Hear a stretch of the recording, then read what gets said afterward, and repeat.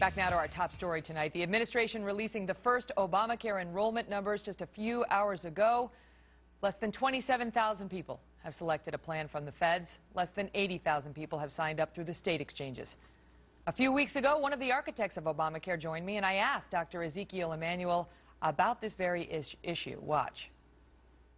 We're not on track. We're not on anywhere near on track for that. Right now, the latest numbers that we have, and Ms. Sebelius won't tell us exactly what it is, but the latest numbers that we have from the research services suggest it's about 129,000 people. Ms. Kelly, as I have repeatedly said, whatever the number is today is totally irrelevant, because people are not going to buy until roundabout Thanksgiving for a January 1st start line. Here's my last question. So you cannot project from today's enrollment Understood. what Okay, it's going to be like when we need to. Here's my last question for you. So you're claiming we're not on track. You have no idea whether we're on track or not. I wish I could know for sure, but Kathleen Sebelius won't tell me. But now we know. Back with me tonight, Dr. Ezekiel Emanuel, Vice Provost of the University of Pennsylvania, and he also served as Special Advisor for Health Policy to the Director of the White House and Office of Management and Budget. He's also the author of Brothers Emanuel, a memoir of an American family, and his brother, as you may know, is the mayor of Chicago, Rahm Emanuel, who was also, at one time, President Obama's chief of staff. Doctor, it's great to see you again. So now we have more information, and your reaction to the latest numbers out tonight is what?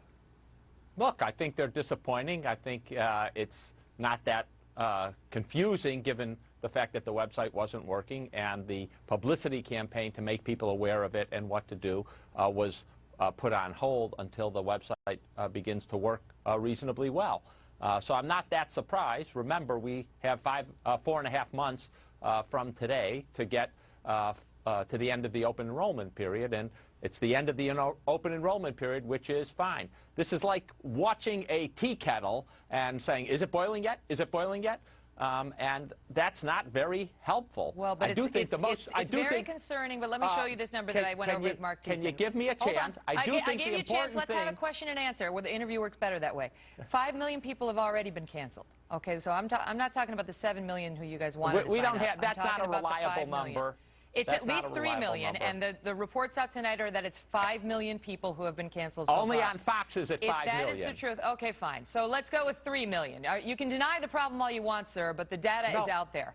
If it's 5 million people tonight by our numbers, if that is the case, can we put the full screen back on the board? Then you need 156,000 people to sign up every day for the next 32 days just to break even. That's not even talking about the 7 million who you guys needed from the get-go to make Obamacare work. No, that's not right, Megyn. You've got the numbers wrong. 7 million includes the people who were expected from the individual market to come on as well. So it's not just 7 million and the number from the individual market. That's the first point. The second point is you have to remember, in the individual market, before Obamacare, the insurance companies were canceling people all the time. That's one of the reasons we wanted the exchanges to work. And I agree with you. Without the exchanges working, this cancellation policy is worrisome. It was worrisome before Obamacare. It's worrisome today. The key thing is to get the exchanges working, to get the website working, so those people have a place to go where they'll get better insurance at a more reasonable rate overall. There's a lot in your answer. Let me ask you this first. Are you admitting then that it was foreseen that the individual insurance market would essentially collapse, and that was a key facet of Obamacare working?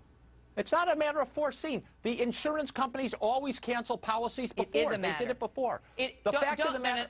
Let me just. You know as well as I do that the mass cancellations we have seen tonight are hurting a lot of Americans. They're very upset, and their relationship with their doctor has been severed as a result of coverage in many instances. Ms. Kelly, you don't seem to remember. You keep downplaying it, sir, but it's happened. No. And now you say foreseeability is irrelevant. It is relevant. They want to know if you knew. Maybe you would stop yelling at me. Did you know or didn't you? You don't see that before Obamacare, those kind of cancellations happened all the time. You never covered them. They were very common. So to you, the two things are totally disconnected. You keep interrupting. Isn't there any manners here? Sir, it's a back and forth. I'm not just going to give you the platform for a soliloquy.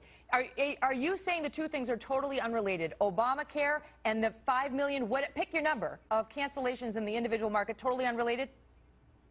No, I'm saying, look, the insurance industry was not forced to cancel anyone. They canceled people before, and they see this. They see the individual market as going away, and they're getting out of it. I will give you that point for the purposes of discussion. Okay, I'll go with you on that. Let's say that is the case. Did you foresee that happening? I think when you change the market, things change, and businesses make different decisions. Did you foresee that happening? It is. I saw them going to the exchanges because that's a better market for everyone, including them. Okay, but that's different. Going to the exchanges on their own because they saw it and said, I like it, it's better than what I have. That's not the same as the insurance company saying, you are canceled and now you're on your own. Did you foresee that happening? That is absolutely, they have canceled because they don't see that as a... They don't see that as a growing market. That's their view. You are not answering. They think the exchange is rising.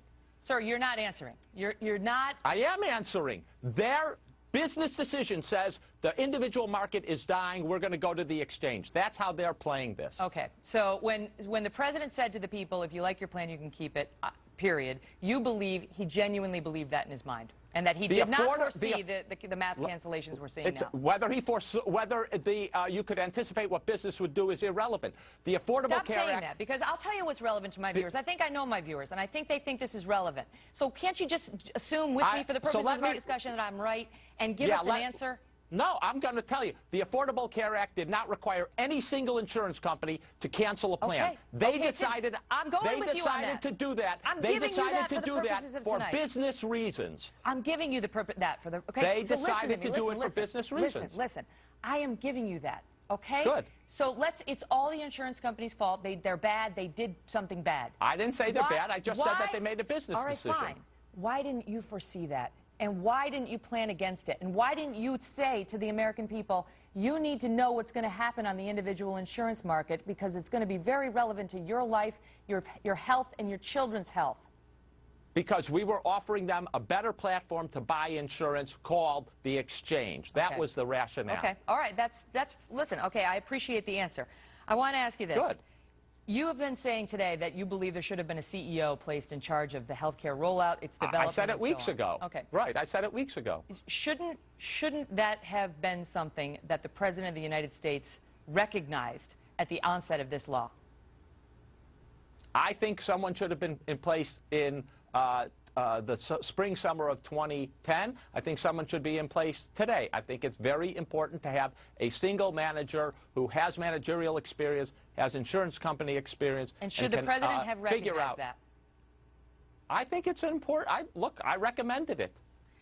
Okay, but I know you are loyal to the President, but and I don't want to criticize him, but I don't understand why you can't just tell it to us straight. Should he have seen this? Why? I'm trying to get to, why didn't they listen to you? Why wasn't there such a person appointed? There were differences about how they wanted to run it, and they decided to run it with people in CMS having the charge for doing it. Remember, this was not an environment which was hospitable to setting up the exchanges. I know. There was a lot you and your colleagues were constantly criticizing, trying to underfund it, and trying to make sure it didn't work.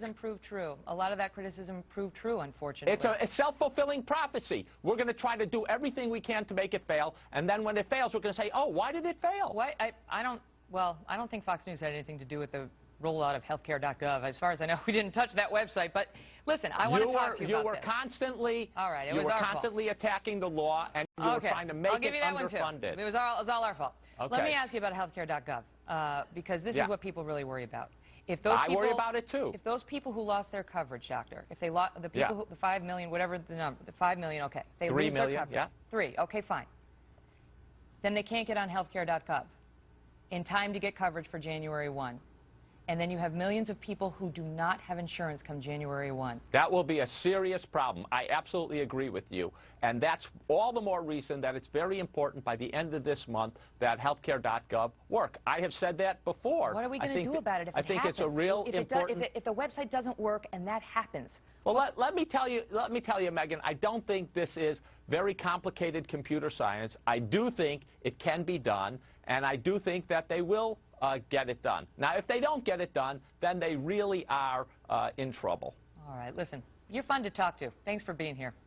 Good. Thank you.